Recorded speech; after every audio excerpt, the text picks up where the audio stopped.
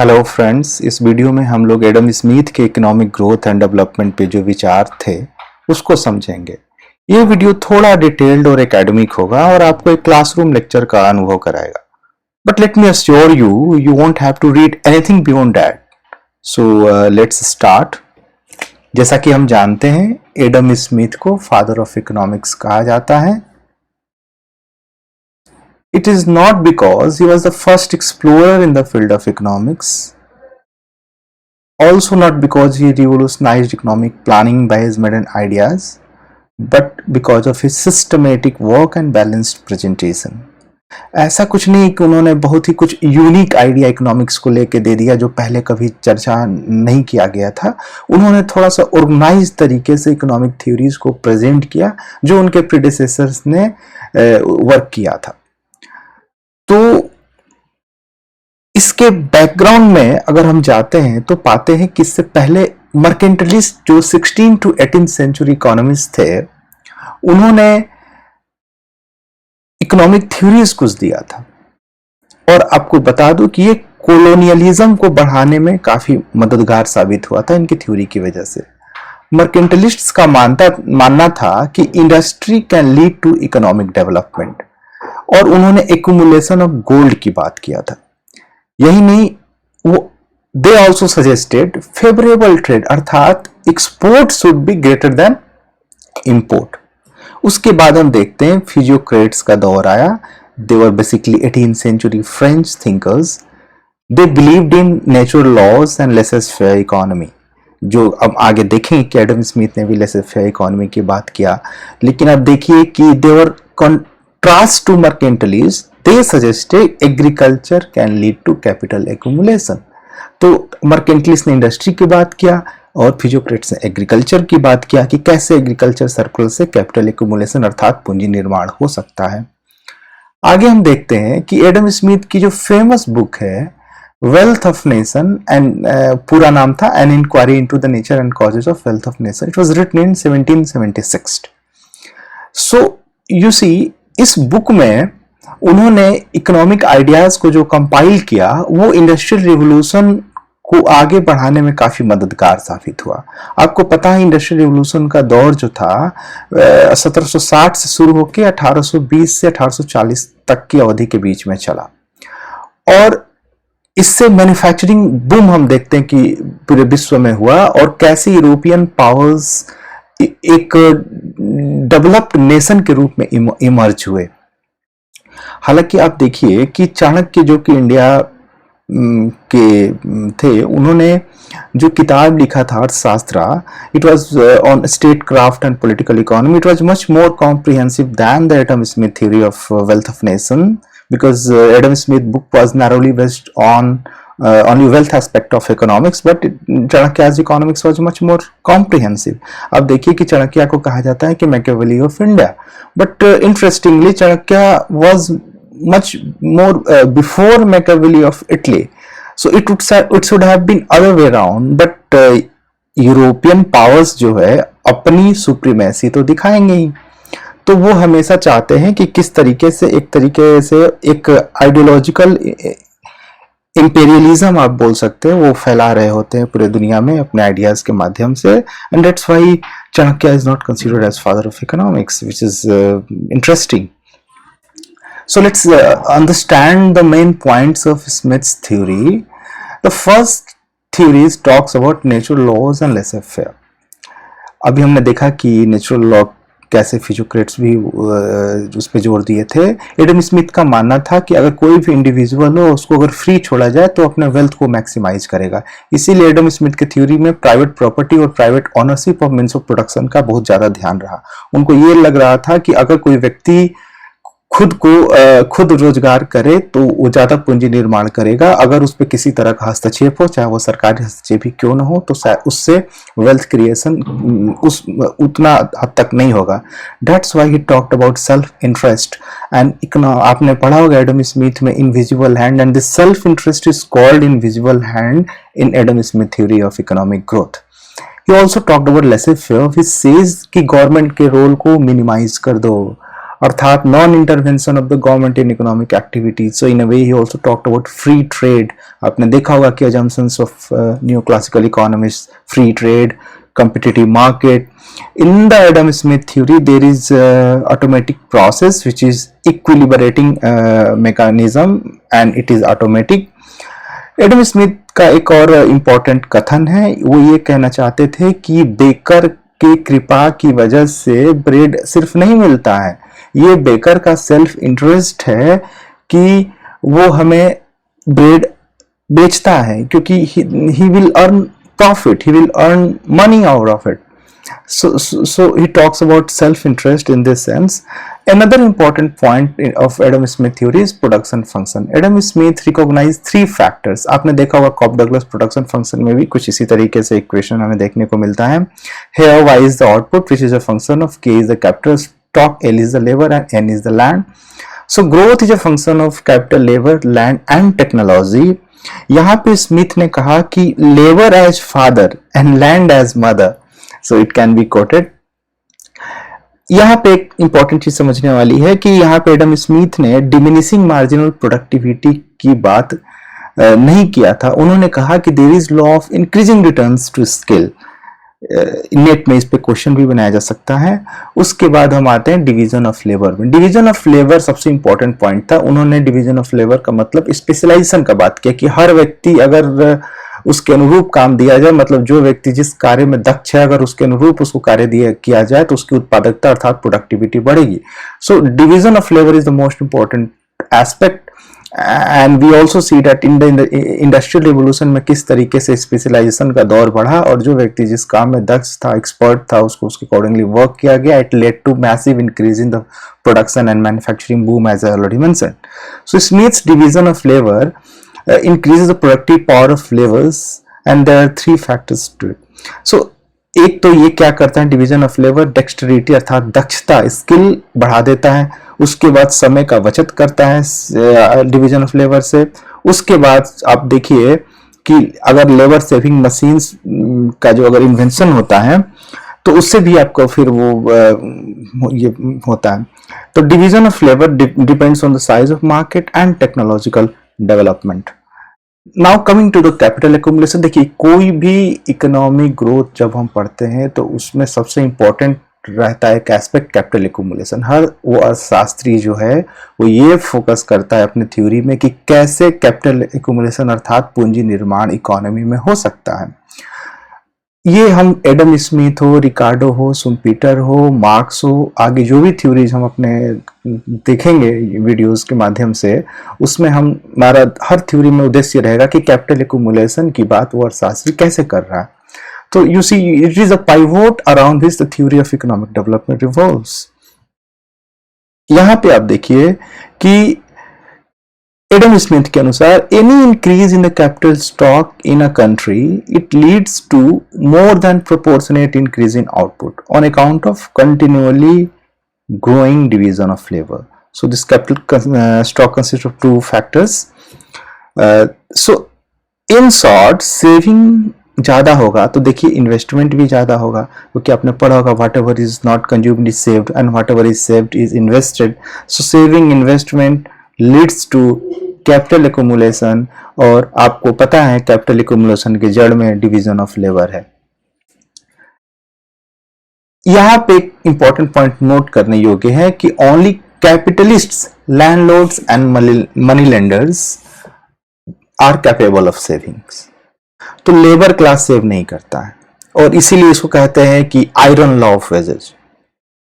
Classical economist wage fund theory को मानते थे, अर्थात वेज अमाउंट जो मिलेगा वो बस उनके जीवन निर्वहन अर्थात लेवल ऑफ सब्सिस्टेंस के बराबर होगा.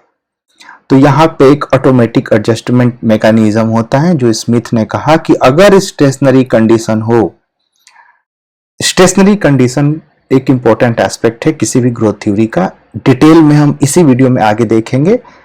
अभी पहले हम डायरेक्टली इसके बारे में देखते हैं कि अगर स्टेशनरी कंडीशन होगा तो वेज रेट घट के सब्सिस्टेंस लेवल पे आ जाएगा. अगर कैपिटल एक्यूमुलेशन हो रहा होता है तो एक तरीके से स्टेशनरी कंडीशन रिसेशनरी फेज हो गया और रैपिड कैपिटल एक्यूमुलेशन बूम वाला फेज हो गया। तो यहां पे क्या होगा, वेज रेट सब्सिस्टेंस लेवल से ऊपर चला जाएगा। तो इसीलिए the extent through which wages rise और fall it will depend on the rate of capital accumulation and population growth. अब बात आती है कि आखिर कोई भी कैपिटलिस्ट है वो इन्वेस्टमेंट क्यों करता है। तो करने का इसका मुख्य उद्देश्य होता है प्रॉफिट मोटिव। लेकिन सिर्फ प्रॉफिट मोटिव ही नहीं, साथ साथ एक्सपेक्टेशन। आप देखिए एडम स्मिथ का फ्यूचर एक्सपेक्टेशंस पे कितना जोर था। उन्होंने कहा कि अगर फ्यूचर एक्सपेक्टेशन रहेगा और प्रॉफिट अभी ना भी हो तो धीरे धीरे क्या होता है कि उससे इन्वेस्टमेंट बढ़ता है, क्योंकि उनको लगता है कि भविष्य में इससे मुनाफा अर्थात प्रॉफिट हो सकता है। तो कैपिटल एक्यूमुलेशन बढ़ेगा तो क्या होगा, कंपटीशन अमंग कैपिटलिस्ट। मान लीजिए कि ज्यादा अगर कैपिटल एक्यूमुलेशन होने लगे प्रॉफिट मोटिव से, तो जो कैपिटलिस्ट है उनके अंदर कंपटीशन बढ़ेगा। जैसे ही कंपटीशन बढ़ेगा तो डिमांड फॉर लेबर बढ़ेगा, तो वेज बढ़ेगा। जैसे ही वेज बढ़ेगा तो प्रॉफिट फॉल हो जाएगा, क्योंकि आपको पता है कि there are 4 factors of production, wage, rate, interest and profit. अगर वेज का कंपोनेंट बढ़ेगा तो प्रॉफिट का नेचुरली ये कंपोनेंट घटेगा। इंटरेस्ट रेट के बारे में स्मिथ का कहना था कि अगर रेट ऑफ इंटरेस्ट बढ़ेगा तो लेंडिंग रेट कम होगा। ऐसा क्यों? उनका मानना था कि quantity of capital for lending will increase with the fall in the rate of interest. क्योंकि जो मनी लेंडर है उनको अपना स्टैंडर्ड ऑफ लिविंग मेंटेन करना है, इसके लिए वो ज्यादा लेंड करेंगे ताकि उनको ज्यादा उससे कमाई हो सके, तब तक उनका स्टैंडर्ड ऑफ लिविंग मेंटेन होगा। तो अपने वो साइज को बढ़ा देते हैं लेंडिंग के। उसके बाद एजेंट्स ऑफ ग्रोथ, ताकि इसमें एडम स्मिथ का ये कहना था कि farmers, producers and businessman, these are 3 agents of growth and they are inter related. तो एग्रीकल्चर और मैन्युफैक्चरिंग भी इंटर रिलेटेड है स्मिथियन थ्योरी में। हमने अभी देखा कि free trade is an important component in Smithian growth theory. It leads to expansion of market size इन तीनों ग्रुप्स के लिए। तो अब यहाँ पे देखिए शॉर्ट में क्या हो रहा है, एग्रीकल्चरल सरप्लस बढ़ेगा तो क्या होगा, demand for commercial and manufacturing articles बढ़ेगा। जैसे ही डिमांड बढ़ेगा तो इंडस्ट्रीज का एस्टेब्लिशमेंट होना शुरू हो जाएगा। उसके बाद क्या होगा, capital accumulation and capital accumulation will lead to economic development due to emergence of these 3 groups, farmer, producer and businessman. Coming to the process of growth, Smith ने कहा था कि there is something called racial group. उसको उन्होंने nation का नाम दिया और स्टेज जो है उसका नाम दिया था प्रोग्रेसिव स्टेट। तो यहाँ पे हो क्या रहा है, तो हायर सेविंग होगा तो वाइडनिंग ऑफ मार्केट होगा। Widening of market means division of labour. तो इससे फिर क्या होगा, प्रोडक्टिविटी बढ़ेगा।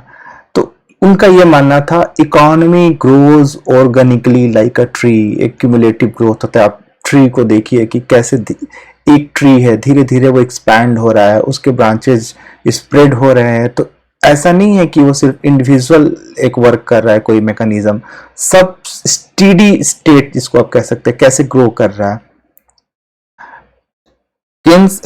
एडम स्मिथ के एक अनुसार when there is prosperity as a result of progress in agriculture, manufacturing and commerce, इससे क्या होगा, कैपिटल एक्यूमुलेशन बढ़ेगा, टेक्निकल प्रोग्रेस होगा, पॉपुलेशन बढ़ेगा, मार्केट एक्सपेंड करेगा, डिवीजन ऑफ लेबर होगा और प्रॉफिट धीरे धीरे बढ़ते रहेगा। इसी को उन्होंने कहा प्रोग्रेसिव स्टेट। अब आप इस मैप के माध्यम से समझिए कि वर्चुअस साइकिल ऑफ ग्रोथ क्या है। अब देखिए डिवीजन ऑफ लेबर हुआ तो क्या होगा, आउटपुट बढ़ गया आपका। तो आउटपुट बढ़ने का मतलब मार्केट एक्सपैंड हुआ, इन्वेस्टमेंट फिर होगा अकॉर्डिंगली, और इससे क्या होगा, आपका जो कैपिटल लेबर रेशियो होगा उसमें वृद्धि होगा। और इस तरीके से ये जो चक्र है वो चलते रहता है। स्टेशनरी स्टेट पर हम आते हैं। अब देखिए कैपिटल एक्यूमुलेशन होता है, उसके बाद धीरे धीरे क्या होता है, स्टेशनरी स्टेट होता है। मतलब कोई भी इकोनॉमी कंटिन्यूअसली अनंत तक ग्रो नहीं कर सकती। एक ऐसा स्टेज आता है कि जब उसे रुकना पड़ेगा, थमना पड़ेगा। इसी स्टेट को उन्होंने कहा स्टेशनरी स्टेट। तो स्मिथ के अनुसार this progressive state is not endless. आपको पता है कि नेचुरल रिसोर्सेज जो है वो तो सीमित है, हमारे वांट्स अनलिमिटेड है, वो अलग बात है। लेकिन एक समय ऐसा आएगा कि इंडस्ट्री के एक्सपेंशन से नेचुरल रिसोर्सेज का कैसे आपका एक्सट्रैक्शन होगा और जिससे क्या होगा, उसका स्कार्सिटी होगा and it will stop growth. You look at this points, अगर एम्प्लॉयमेंट के लिए कंपटीशन बढ़ेगा तो आपको पता है कॉमन सेंसिकली और लॉजिकली भी यही होगा कि वेजेस घटेगा और घट के सब्सिस्टेंस लेवल पे आ जाएगा। अगर बिजनेसमैन में कंपटीशन बढ़ेगा तो क्या होगा, प्रॉफिट कम होगा क्योंकि वो कम मार्जिन पर सामान बेचना चाहेगा। So what is happening here, this fall in profit continues, so investment declines and at the end क्या होगा, यहाँ पे इंड स्टेट में कैपिटलिज्म स्टेशनरी स्टेट में आ जाएगा। क्योंकि आप ध्यान दें कि एडम स्मिथ जब बात करते हैं इकोनॉमी की तो वो कैपिटलिस्ट सिस्टम की ही बात कर रहे हैं। So what happens in a stationary state, यहाँ पे देखिए population becomes stationary, profits are minimum, wages subsistence level पे आ गया है, पर कैपिटा इनकम पीसीआई में कोई परिवर्तन नहीं आ रहा है, उत्पादन जो है उसमें कोई परिवर्तन नहीं आ रहा है, इकोनॉमी स्टैग्नेंट हो जा रहा है। तो according to Smith, stationary state is dull, declining, melancholy. Look at the words that he used. Life is hard in this case for different sections of society and in a free economy. So we can also look diagrammatically of these statements. What is happening here? You see, it is time and this is dk upon dt, तो ये capital accumulation है। तो over a period of time क्या हो रहा है कि आप देखिए कि यहाँ से इंक्रीज हो रहा है, यहाँ पे ये इंक्रीज पिक पे पहुंच रहा है और फिर वहां से फिर ये डिक्लाइन होना शुरू हो जा रहा है। एस टी जो रीजन है, एस और टी, इस रीजन के बाद कोई ग्रोथ नहीं होगा, यानी कि एस जो है ये स्टेशनरी स्टेट को इंडिकेट कर रहा है। इस स्थिति में क्या हो रहा है, वेज रेट इतना ज्यादा है कि प्रॉफिट आपका क्या हो जा रहा है, जीरो हो जा रहा है और कैपिटल एक्यूमुलेशन रुक जा रहा है and there is end of growth. So now is the time for a brief critical appraisal. You see, the division of labor in Smithian theory is very much rigid.